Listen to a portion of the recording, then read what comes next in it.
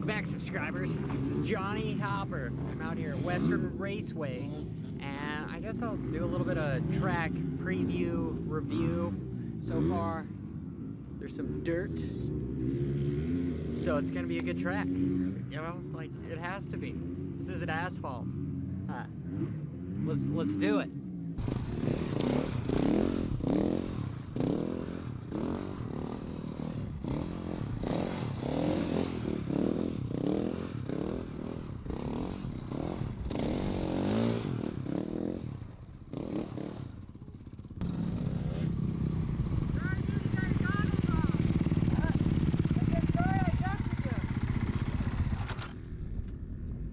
I didn't know you had your goggles off. You like my back tire? Oh, that's not good. That sounds like a rock. Fly Racing, if you're hearing me, I love your goggles. Tear-offs, however, maybe it's changed. Somebody's gonna have to let me know if it's changed. The tear-offs, get up our game on the tear-offs just a little bit, because it doesn't cover quite everything. Covers most of it, but not the entire thing. I'd like to see some laminated tear-offs, some full functioning tear-offs as well. Goggles, Supreme goggles, love. Oh my god. Speaking of moto gods, can you please tell this guy to hurry up? Get to the review. Without further ado, we're gonna get into the review. So I'm gonna break the track down into 5 categories, and I'm gonna have each category have a scale between 1 and 10, and then when it's all said and over with, we're gonna do an average. We're gonna find out what Johnny Hopper thinks of Western Raceway. So if you guys like this and continue to like this, please subscribe and let me know if you want me to do this to more tracks. Keep in mind, this is just the main national track. They've got an intermediate track, they've got a pit bike track, and they have a arena cross type supercross track as well. So this is just on the national main motocross track. So let's get started with category numero uno.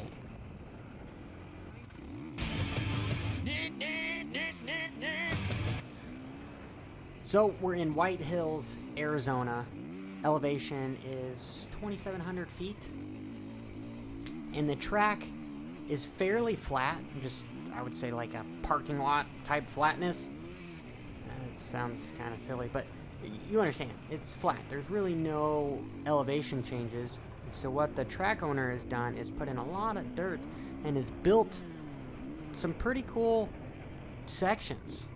I would say the track actually flows extraordinarily well, and because of the lack of elevation and it just kind of being in the middle of nowhere, just, I mean, obviously it's Arizona, it's the desert, so I wasn't expecting a whole lot, but I wasn't expecting the track to flow as well as it did.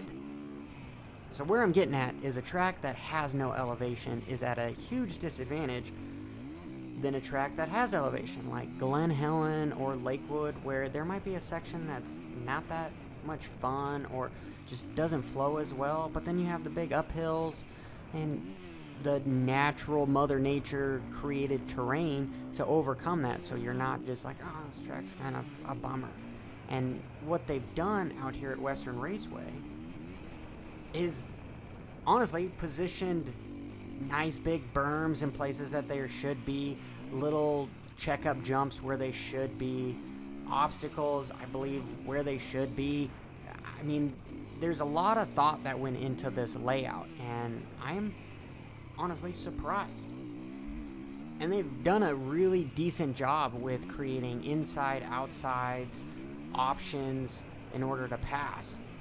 That I've tried to flow around the track as much as I could, changing my lines to see what everything worked, and the insides flowed just as well as the outsides.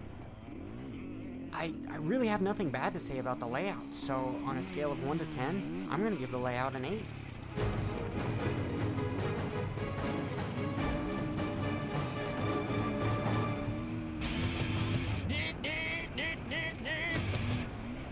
On to dirt, one of the most important aspects of a motocross track. This is probably going to be the one that I'm the most critical of when it comes to Western Raceway.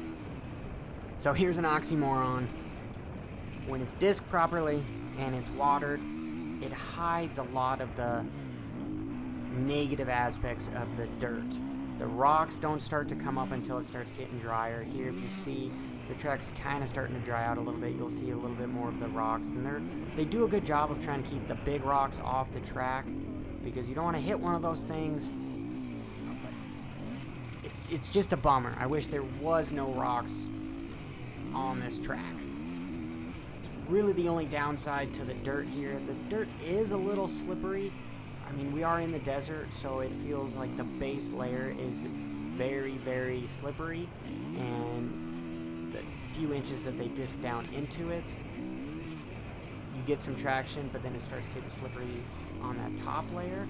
But when there's enough fluff there, it's actually a really fun track. The berms hold up, the outsides hold up, the insides hold up. Again, just the only downside is the sketchiness of the rocks. And the drier it gets, the more those rocks come up. And as much as I've ridden over my years, sometimes when you get hit with those rocks, they break your nose, break your fingers. It's not fun. Not fun. So as far as the dirt goes, I'm going to be very crucial, and I'm going to say that this is a 5.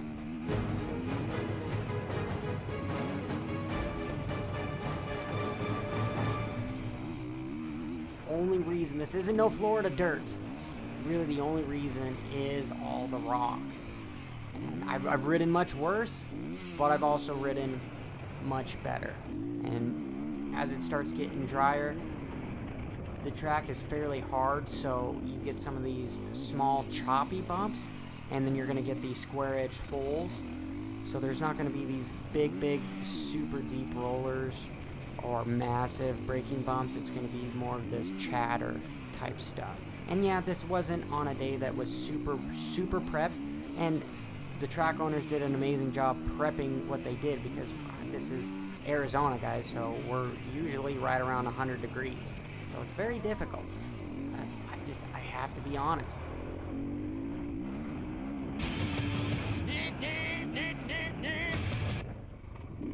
So back on the positive side, I'd have to say the jumps. You've got some decent-sized doubles, some options that are fairly fast. Like the biggest jump on the track that I'm coming up here after this little section is I'm 4th gear, fairly wide open on the inside option. I like them. You know, I guess some people can argue as far as when it gets windy that this stuff could get scary, but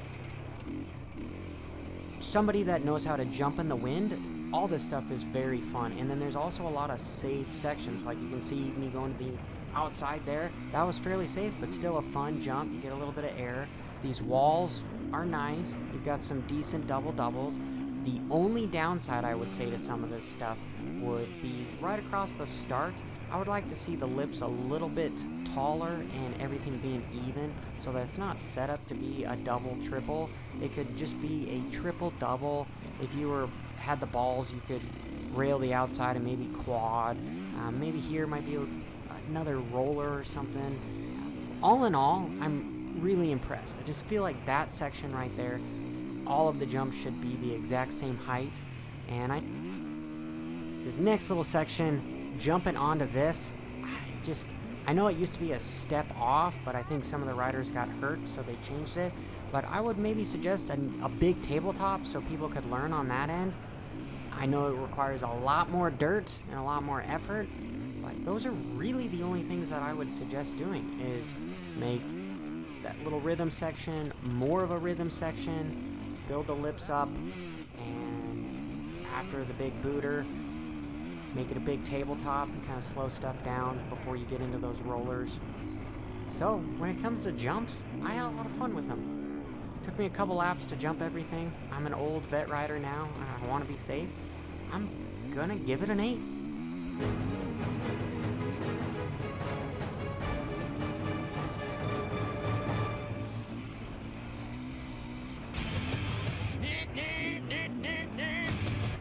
So speed sort of a loaded category. It's sort of in the eye of the beholder, but to that definition, this whole video is in the eye of the beholder, which is Johnny Hopper. So, I'm using speed on a scale of 1 to 10, 1 being stupid fast, super scary, and 1 also meaning not fast, boring as hell. And then on the other end of the spectrum, 10 being a perfect spectrum of speed and making your butthole pucker. So, pretty much my only gripe is this section right here.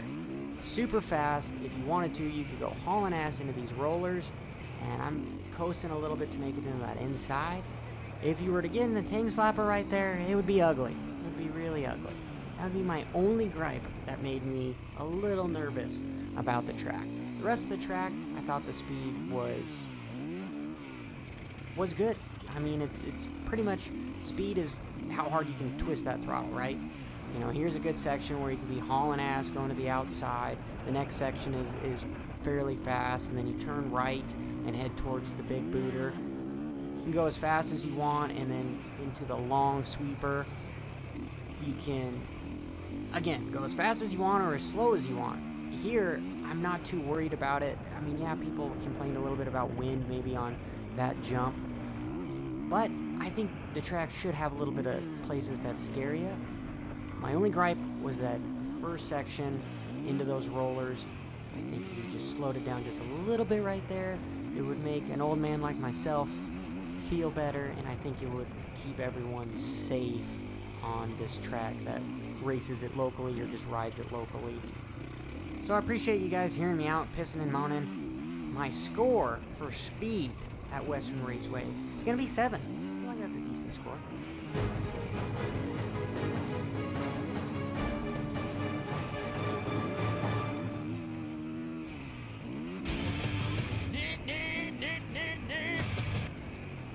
So we have come to that point in the video where if you like it, please subscribe. If you don't, please dislike, and you can yell at me at Hopper875 on Instagram and Johnny Hopper on Twitter.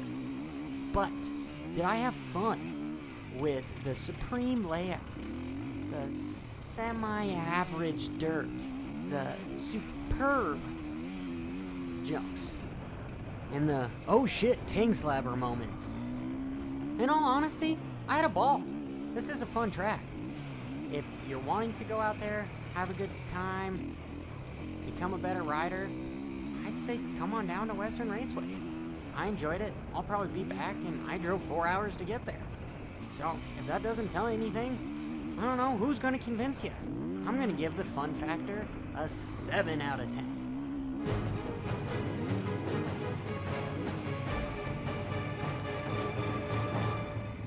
So what is the final verdict? 8 for layout, 5 for dirt, 8 for jumps, 7 for speed, 7 for fun. Overall score, 7 out of 10.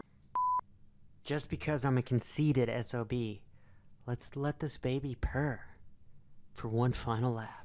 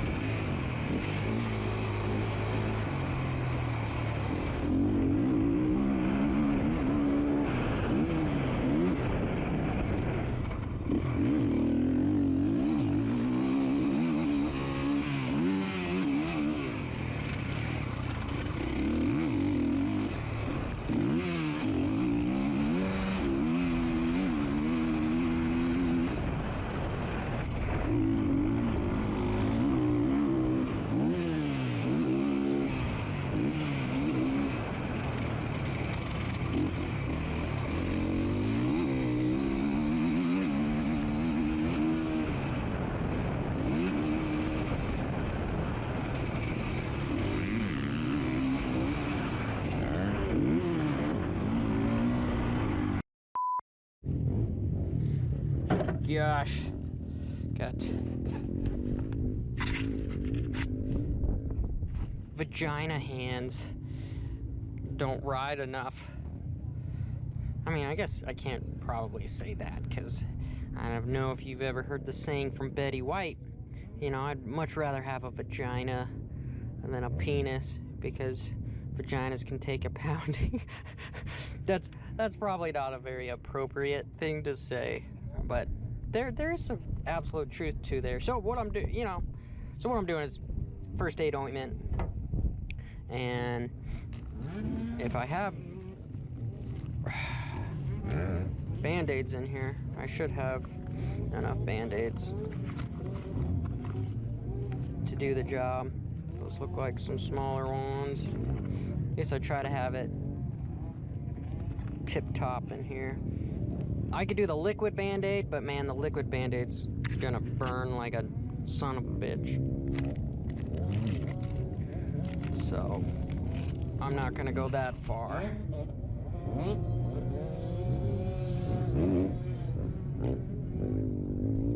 I'm just gonna put this on here. Hopefully not ruin the sticker. Damn. Maybe that's just how it works. Okay. I see it.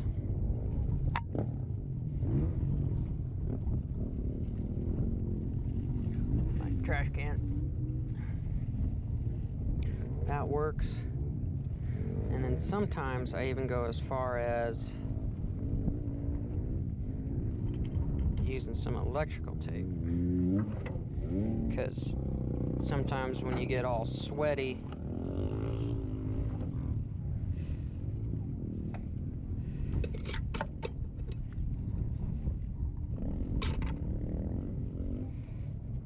the band-aid doesn't stay on there very often. That seems to last for kind of a moto.